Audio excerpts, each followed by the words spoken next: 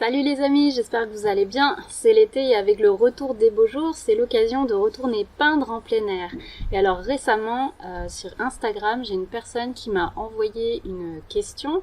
Elle m'a demandé qu'est-ce que j'utilisais comme palette pour le plein air parce qu'elle cherche une palette compacte et de bonne qualité pour pouvoir faire de la rando. Et elle me posait aussi la question de savoir comment je faisais pour emmener de l'eau et comment faire pour ne pas se balader avec un gobelet d'eau à la main. Donc je vais faire une petite vidéo pour lui répondre et je me suis dit qu'en même temps ça pourrait servir aussi à d'autres. Donc voilà, moi le petit sac à dos que j'utilise quand je vais me balader avec tout mon petit matériel de plein air dedans. Et je vais vous montrer qu'est-ce que j'utilise comme palette et comment je fais pour emmener de l'eau avec moi pour pouvoir aquareller en plein air. C'est parti!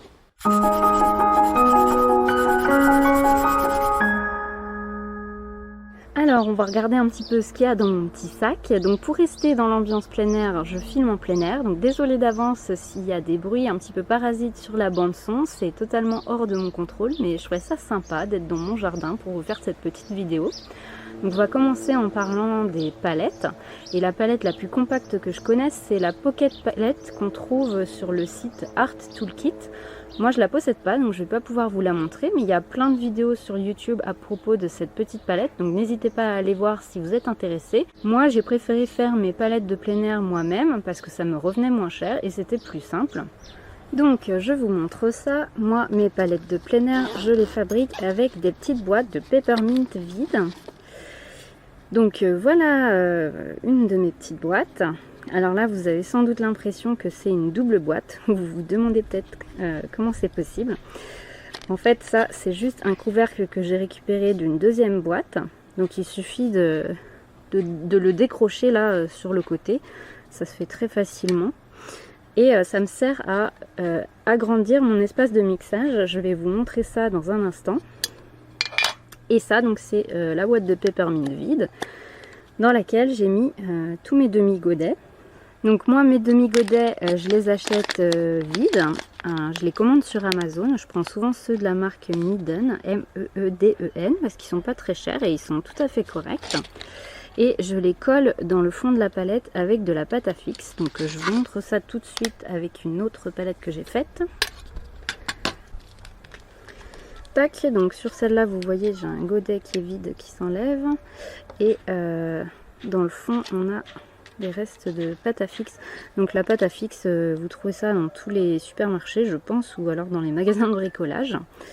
Donc c'est cette espèce de truc, il en existe de la bleue aussi, hein, peu importe. Donc ici je fais une petite boule de pâte à fixe, je la mets sous mon godet et je colle le godet dans le fond de la boîte. C'est vraiment important parce que si vous faites pas ça, en fait vos godets vont se balader librement et ils vont sortir de la boîte. Voilà, il faut vraiment les coller dans le fond. Et moi sur le côté, enfin dans les trous ici, je mets souvent un petit peu, c'est de l'éponge hein, que je coupe. Ça sert juste à éponger un petit peu l'eau qui déborde sur les côtés pour que ce soit pas une espèce de soupe dans le fond de la palette. Donc c'est plus simple d'acheter des godets qui sont vides. D'acheter des godets qui sont vides comme ceux-là pour pouvoir bien appuyer dessus pour les coller. Et puis de les remplir après avec de l'aquarelle en tube. Mais ça marche aussi si vous avez des godets qui sont remplis. Faites juste gaffe qu'ils soient secs avant d'essayer de les coller parce que sinon vous allez vous en foutre partout. Donc comme je disais juste avant, ce deuxième plateau il me sert à augmenter l'espace de mixage parce que souvent le problème avec cette petite palette c'est qu'on a un espace de mixage qui est petit. Donc moi j'ai acheté sur Amazon aussi ces aimants néodymes, c'est des aimants qui sont très très puissants. Je les mets ici, je les fais dépasser un petit peu et ça me permet d'aimanter le deuxième couvercle. Et là j'ai une petite palette avec un espace de mixage qui est tout à fait acceptable et j'ai 14 couleurs là-dedans, donc c'est déjà pas mal. Pour emmener avec soi en plein air c'est largement suffisant. Et quand je veux la fermer, tac, faire attention aux aimants qui sont très très forts, tac, je repousse les aimants, je mets ce couvercle là en dessous et j'ai quelque chose qui est quand même relativement compact pour glisser dans mon sac. Alors peut-être vous vous demandez comment je fais pour que ça se soit blanc. J'utilise tout simplement de la peinture en bombe tout support. Alors c'est même de la peinture que j'ai achetée pour 3 € à la foire fouille. Juste si vous faites ça, prenez de la peinture avec un aspect brillant. Vous voyez là, ça brille, hein, dans la lumière on voit. Parce que si vous prenez un blanc mat, vous aurez un aspect granuleux. Enfin vous aurez un petit grain et c'est pas hyper sympa quand on est en train de mixer ces couleurs d'avoir cette espèce de truc un peu rugueux. Moi j'avais fait l'erreur au début. Alors si vous faites l'erreur, sachez que ce genre de peinture se dissout avec du dissolvant pour vernis à ongles. Donc moi j'ai pu nettoyer toutes mes palettes comme ça et puis recommencer avec de la peinture brillante. Voilà, je vous le dis parce que je fais profiter tout le monde de mes petites erreurs. Alors ensuite vient la question de l'eau. Comment emmener de l'eau avec soi sans que ça prenne trop de place dans le sac? Alors la première chose que moi j'ai acheté, c'est un gobelet qu'on appelle le Click and Go de la marque Faber-Castell. Donc quand il est replié comme ça, vous voyez qu'il est relativement plat, donc ça permet de le glisser facilement dans le sac. Mais quand on le déplie, on a un gobelet qui fait une bonne taille pour pouvoir mettre de l'eau dedans pour aquareller. Donc ça c'est hyper pratique. Et je sais qu'il y a aussi ce genre de gobelet qui existe dans le matériel de camping. Donc c'est des gobelets pour boire, mais c'est pareil, c'est des gobelets en caoutchouc comme ça qui peuvent se replier et devenir tout plat. Donc si vous ne trouvez pas le Click and Go, allez peut-être voir dans vos magasins de sport ou vos magasins de camping si vous ne trouvez pas ce genre de gobelet. C'est même possible qu'il soit plus petit. En tout cas ça c'est vraiment très très pratique. Donc c'est un des basiques je pense à avoir avec soi. Et ensuite moi au départ j'emmenais des bouteilles avec de l'eau dedans pour avoir une réserve. Mais sur un petit sac comme ça vous voyez que il est quand même assez fin, donc ça faisait tout de suite gonfler mon sac, ça le déformait un petit peu, donc ça m'agaçait. Et du coup, sur Amazon, j'ai commandé un truc super, c'est une gourde plate. Donc ça se présente comme ça, on dirait une flasque d'eau de vie presque, ça peut prêter à confusion. En tout cas c'est hyper pratique, ça me permet d'emmener une bonne quantité d'eau et d'avoir quand même quelque chose de relativement plat dans le sac. Donc je vais essayer de vous mettre le lien vers celle que moi j'ai achetée, mais si je peux pas, en tout cas tapez gourde plate sur Amazon et vous allez en trouver plein. Donc ça c'est vraiment pas difficile à trouver et c'est vraiment super pratique à mettre dans le sac. Alors tout ça, ça fonctionne très bien quand on peut s'asseoir et puis s'installer un petit peu avec ses affaires et poser son gobelet à côté de soi. Mais ça peut arriver en rando qu'on arrive dans un super bel endroit, qu'on a envie de faire une peinture et que malheureusement il n'y ait pas d'endroit où s'installer ni s'asseoir. Donc dans ce cas-là, on est obligé un petit peu de faire l'aquarelle quasiment avec la planche à dessin sur le bras. Donc dans ce cas-là, moi j'ai trouvé une parade pour pouvoir attacher un petit gobelet d'eau à ma planche à dessin. Je vous montre ça tout de suite. Donc déjà, je fais mes planches à dessin moi-même. C'est des planches à dessin qui peuvent se plier. Et je garde à l'intérieur quelques feuillets d'aquarelle que j'ai cousus ensemble. Ça me permet d'emmener seulement quelques feuillets à la fois et de ne pas avoir quelque chose de trop épais dans mon sac. Donc si vous êtes intéressé sur comment je fais ces planches là, n'hésitez pas à me le dire en commentaire. Je pourrais éventuellement faire des tutoriels pour vous montrer comment je fabrique ce genre de planches. Donc dans ma planche à dessin, j'ai mes feuillets d'aquarelle et j'ai aussi cette espèce de drôle de bidule. Donc vous vous demandez très certainement ce que c'est. Mais en gros c'est ça qui va me servir à attacher mon gobelet à ma planche. Donc je vais vous montrer ça tout de suite. Alors ce bidule là, ça va avec ce petit récipient là dans lequel je mets mon eau. Et ça en fait c'est un récipient dans lequel il y avait avant ma vitamine B12. Donc vous pouvez utiliser absolument n'importe quoi comme récipient. Oups, la gourde qui est tombée, elle tombera pas plus bas. C'est un peu rock'n'roll ce tuto, hein. Donc dans ce récipient, je conserve de l'eau. Alors là je lui ai collé un petit scratch et en dessous j'ai l'autre partie du scratch comme ça, pouf, je le colle. Ça tient pas super bien, je vous avoue. Donc là j'ai mon eau et pourquoi j'aime bien ce récipient là, c'est parce qu'il a un capuchon qui est quand même relativement étanche. Donc tant que je le laisse pas pendant des heures la tête en bas, l'eau reste à l'intérieur du récipient, ce qui est quand même pas mal si on veut éviter une inondation dans son sac. Donc faites attention à ça, choisissez un récipient qui soit étanche. Moi j'aime bien prendre ceux-là, mais des fois j'utilise aussi, vous voyez, ceux-là avec un bouchon.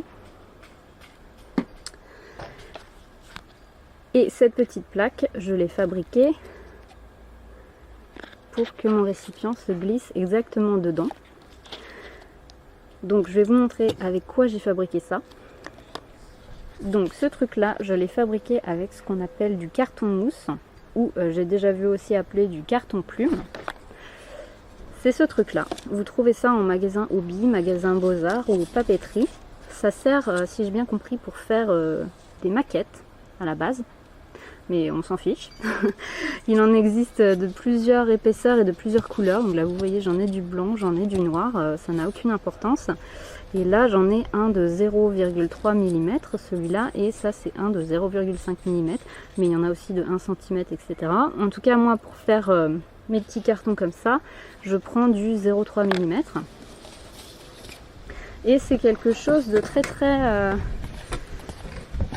léger. Alors bizarrement c'est très léger, donc c'est bien pour mettre dans le sac, mais ça se casse quand même pas super facilement. Par contre ça se plie. Mais si vous utilisez un cutter, c'est très facile à couper, donc c'est ça qui est intéressant, parce que j'ai déjà essayé de faire des petites plaques comme ça avec du carton normal, et pour découper ce rond là, je vous dis, c'est une vraie galère. Donc dans du carton mousse, ça se fait super bien. Il vous suffit de couper votre plaque à la taille que vous voulez, vous mettez votre récipient et puis vous dessinez un cercle autour pour savoir la taille que vous devez couper. Et puis vous découpez le cercle avec votre cutter et vous aurez déjà votre gabarit. Et ensuite, le truc important, c'est quand même d'imperméabiliser un minimum ce carton mousse, parce que si vous le laissez en l'état, en fait, quand l'eau va tomber dessus, le carton mousse va l'absorber et va commencer à devenir tout ramollo. Donc comme on travaille avec de l'aquarelle, on travaille avec de l'eau, il y a quand même des risques qu'il y ait des gouttes qui tombent là-dessus. Donc déjà, première chose, je sais pas si vous voyez, mais là ça brille, j'ai mis une couche de vernis. Alors le vernis que j'ai utilisé, c'est un vernis que j'ai trouvé, c'est du vernis en bombe. Alors je l'ai acheté quand je vivais encore en Suisse, donc ça fait plusieurs années. En tout cas je l'ai trouvé dans un magasin Hobby, c'est un vernis transparent tout à fait lambda. Donc vous pouvez trouver ça dans les magasins de loisirs créatifs ou les magasins de bricolage. Donc j'en ai mis une grosse couche et c'est pas totalement imperméable, mais ça suffit. Si jamais il y a quelques gouttes d'eau qui viennent dessus, ça suffit à ce que le carton ne soit pas attaqué et ça a le temps de sécher. Et là sur le bord ici et sur le bord du cercle, c'est ce qu'on appelle du scotch entoilé. Donc ça, j'ai trouvé ça à mon magasin Beaux-Arts. C'est un scotch qui est très fort. Donc j'ai fait une belle bordure pour éviter que l'eau rentre par le côté et par l'intérieur ici. Donc ici vous voyez, j'ai mis à chaque fois des petits morceaux pour pouvoir faire tout le tour du cercle. Et autre chose importante là-dedans, c'est de mettre un élastique comme ça autour de votre récipient. Parce que si vous ne faites pas ça, en fait, votre récipient va passer au travers, il sera trop grand. L'élastique, c'est ce qui permet de faire une butée pour empêcher que le récipient passe au travers du trou. Donc c'est du système D, mais ça fonctionne bien. Et ça, je l'accroche sur ma planche à dessin. Alors, c'est mieux de le mettre au-dessus, mais des fois ça gêne un peu avec les feuilles qui sont là. Et donc des fois, je le mets en dessous comme ça. Et je l'accroche avec une pince bulldog. Ces pinces-là, vous les trouvez aussi en magasin Beaux-Arts et en magasin de loisirs créatifs. J'ai un peu mal mis. Pour faire les choses bien. Tac.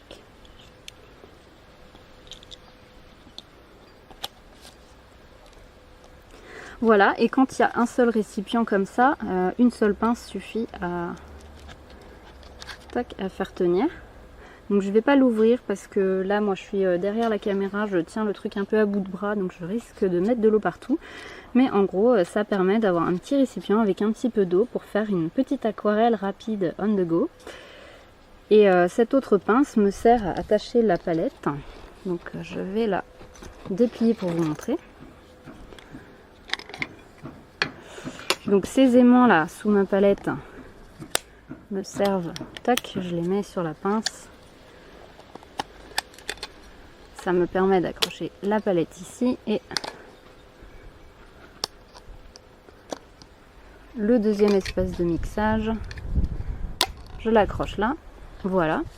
Et ça, je peux le tenir sur mon bras, il suffit que j'ouvre. Donc là, c'est des aquarelles que j'ai faites en plein air. Rapidement, des petites vignettes. Et voilà, ça me permet d'avoir ma planche à dessin avec ma palette, mon eau. Je peux tenir ça sur le bras et peindre une petite vignette ou une petite peinture quand je suis en extérieur. Et pour terminer, autre petit accessoire que je trouve indispensable, c'est une petite bouteille de spray comme ça, tac. Ça, vous trouvez ça un peu partout. Moi, j'ai trouvé ça sur Amazon. Il existe aussi des tout petits sprays qui servent normalement à mettre du parfum dedans, mais vous pouvez très bien mettre juste de l'eau à l'intérieur. Ça coûte pas très cher et ça permet de réactiver rapidement ses couleurs sur sa palette. Je vais vous montrer ça. Tac.